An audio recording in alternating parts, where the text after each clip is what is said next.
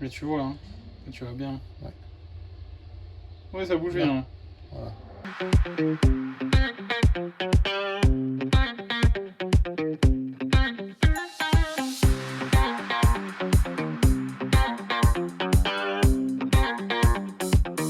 Aujourd'hui, on retrouve Laurent Baillon dans Lyon, proche de Germenay précisément, et on est parti pour une récolte en ferme.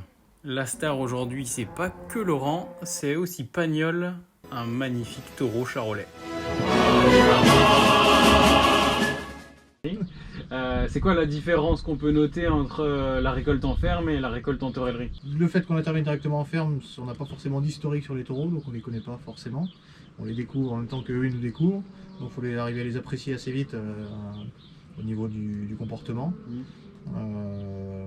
Et ensuite, disons qu'on n'a pas vraiment le droit à l'erreur, parce que autant en taureillerie, le taureau qui va se louper, on peut le refaire 2 jours après par exemple, il n'y a pas de problème.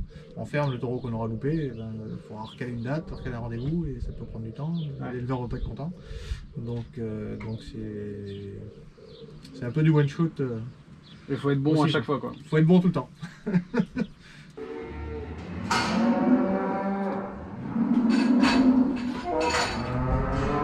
gel.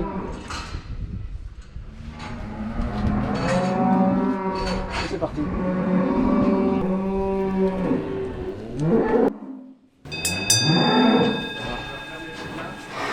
Bon, justement, c'est le moment de s'y mettre. C'est parti pour le premier round.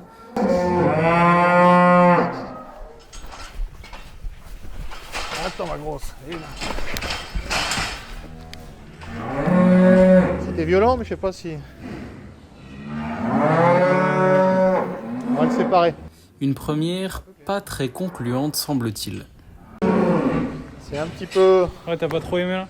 C'est un petit peu clair. Ouais, effectivement. On verra. Ils sont assez violents, mais... Parce que tu réussis à le voir au saut aussi? En fonction du coup de rein qu'il réussit à donner. Le coup de rein était très sec. Ouais.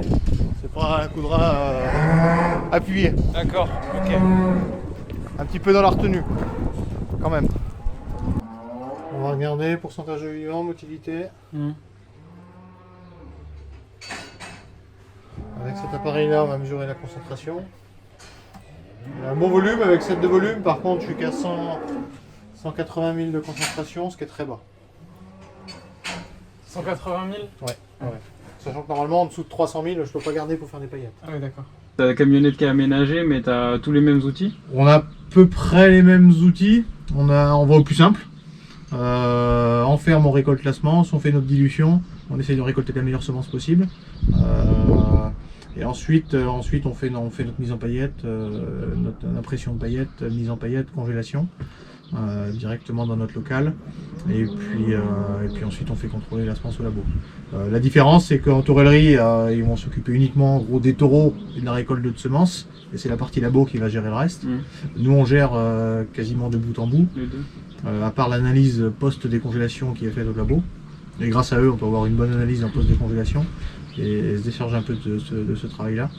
Et avoir une analyse aussi qui est très fiable. Entre chaque passage, on laisse Pagnol se reposer un peu quand même, on lui en demande beaucoup. Allez, on y retourne. Là, ça fait 15-20 minutes qu'on le laisse tranquille justement. Il doit être de nouveau prêt pour repartir pour un second round.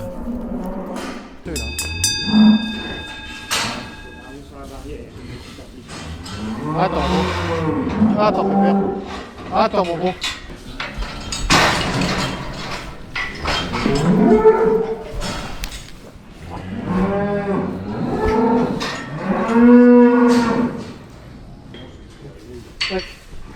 Là, on est sur quelque chose d'un petit peu plus épais. Ouais.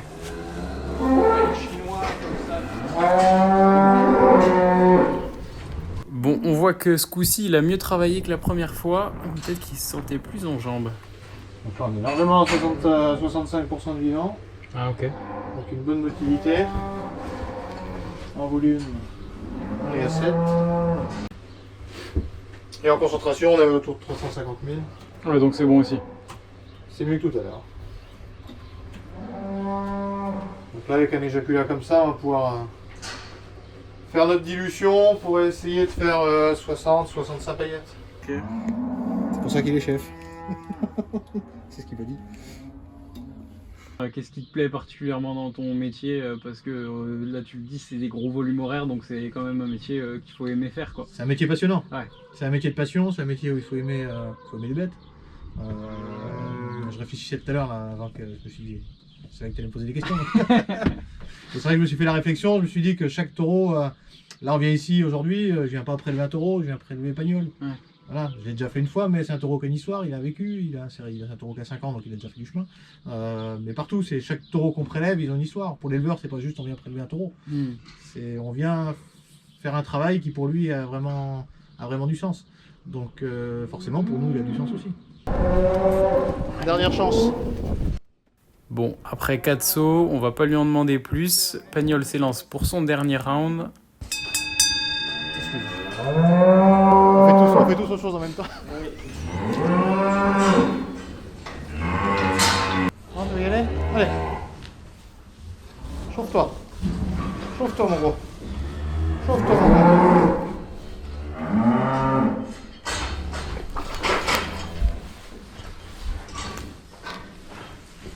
Pas sûr. Moi si, un petit peu plus.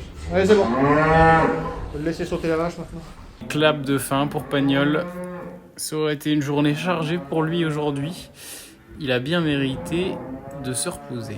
Avec ce que Laurent a récolté, il va pouvoir faire plusieurs dizaines de paillettes et espérer inséminer plusieurs vaches ensuite. Bon, c'est la fin de cette journée avec Laurent. On a passé une superbe après-midi. La récolte de taureaux, je l'avais vue, mais c'est vrai que j'ai noté pas mal de différences entre la ferme et la tourellerie que j'avais vue tout au départ avec Frédéric. Donc c'était super intéressant. Et puis effectivement, tout le côté matériel dans la camionnette, c'est vachement étonnant de voir des camionnettes autant aménagées, autres que la mienne. Mais voilà, donc c'était une superbe journée. On se retrouve très bientôt pour une prochaine vidéo de J'irai inséminer chez vous.